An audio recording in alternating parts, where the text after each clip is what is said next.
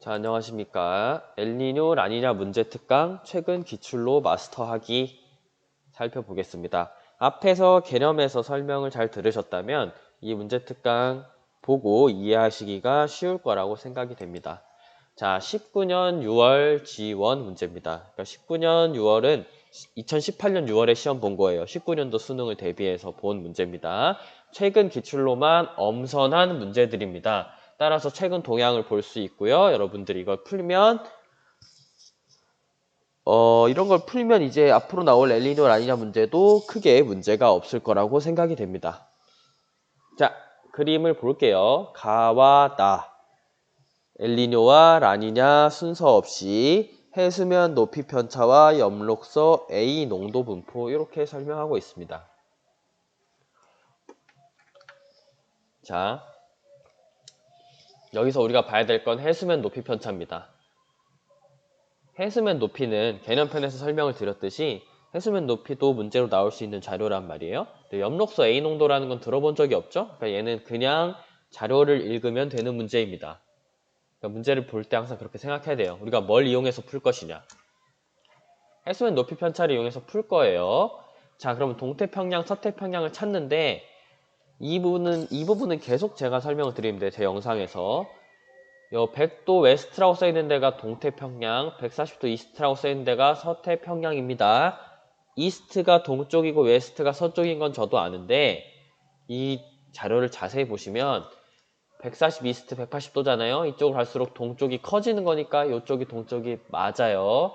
잘 보시면 서경값이 줄어드니까 이쪽이 동쪽이 맞습니다. 제발 반대로 생각해서 풀지 마세요. 그럼 간단하게 볼게요. 자, 엘니뇨 시기에는 동태평양의 해수면 높이가 높아지겠죠. 왜냐하면 무역풍이 약화되니까 동에서 서로 부는 바람이 약화되니까 이 경사가 차이가 더 안 날 거란 말이에요. 이게 엘니뇨, 이게 평상시라 해볼게요. 무슨 말인지 이해되시나요? 그래서 해수면 높이는 엘니뇨 때 더 높아질 수밖에 없어요. 경사가 줄어드니까. 그래서 여기 해수면 높이 편차가 플러스인, 동태평양에서 플러스인 나가 엘니뇨가 되는 겁니다. 가에 라니냐를 쓰세요. 그러면 문제 다 푼 겁니다. 볼게요. 무역풍의 세기는 가가 나보다 강하다. 맞고요. 동태평양 적도 부근 해역에 따뜻한 해수층의 두께는 가가 나보다 두껍다.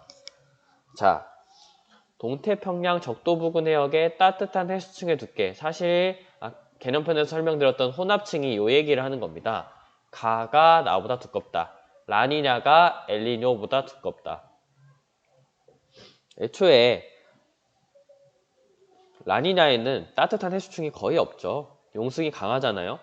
따라서 두께는 엘니뇨가 두껍죠. 가가 나보다 두껍다. 틀렸어요. A 해역의 엽록소 A 농도는 엘니뇨 시기가 라니냐 시기보다 높다. A 해역의 엽록소 A 농도를 읽어보세요. 흰색으로 갈수록 큽니다. 가가 커요. 그죠? 가가 나보다 커요. 라니냐가 엘니뇨보다 커요.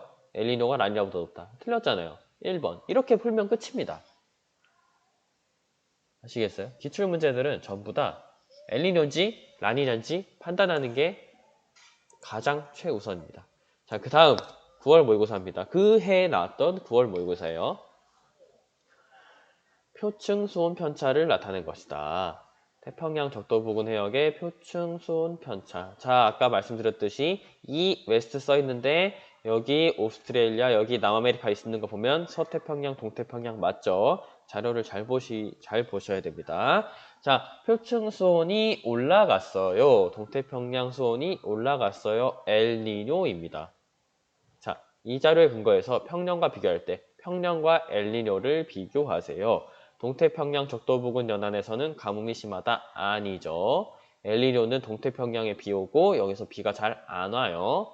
서태평양 적도 해역에서는 상승 기류가 강하다? 아니에요. 저기압이 상대적으로 중앙에서 동태평양으로 이동하니까요.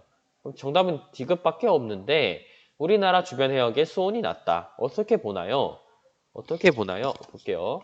우리나라를 찾아보세요. 아이고. 자, 우리나라를 찾습니다. 보시면 수온이 낮죠? 네, 정답이 2번이 되는 겁니다. 굉장히 쉬웠던 문제죠. 자, 그 해에 나왔던 수능 문제 보겠습니다. 그 해에 나왔던 수능 문제. 사실 이건 교육과정 바뀌기 전이죠. 바뀐 이후로는 조금 더 까다롭게 나왔어요.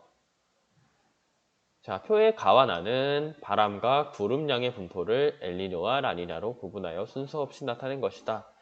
자, 바람, 구름. 사실 이 문제 보면 바람으로 풀기에는 조금 빡빡한 부분이 있습니다. 사실 저는 볼 수가 있는데 바람이 동에서 서로 가는 풍향이 나에서는 계속 나타나는데 가에서 이쪽에서 뭔가 바람이 좀 약한 느낌이 들죠. 그래서 가가 엘니뇨, 나가 라니냐인데 자, 두 가지로 풀겠습니다. 왜냐하면은 하나만 줄 수도 있단 말이죠. 풍향 말고 풍속 말고 요 구름으로도 낼 수가 있으니까요. 자, 동태평양에 구름이 많아졌어요. 비가 온다는 거죠. 엘니뇨. 동태평양에 구름이 더 적어요. 라니냐라는 겁니다. 엘라 나오죠. 자, 태평양 적도부근 해역에서 구름량은 라니냐 시기가 엘니뇨 시기보다 많다. 태평양 적도부근 해역이라는 건 여기 전체를 말하는 겁니다. 구름은 엘니뇨가 많죠? 땡. A 해역의 수온은 가가 나보다 높다. 엘니뇨 때 라니냐보다 수온이 높다. 맞죠? 그게 엘니뇨의 정의입니다, 여러분. 남적도 해류는 가가 나보다 강하다. 남적도 해류는 무역풍이 강한 나가 강하죠. 가가 나보다 강하다. 틀렸죠. 정답 2번입니다. 자, 그 다음 해에 나왔던 기출문제 또 보겠습니다. 20년 9월 지원입니다. 자, 가는 적도부근 해역에서 서태평양과 동태평양의 겨울철 표층의 평균 수온차. 서태평양 수온에서 동태평양 수온을 뺀 겁니다.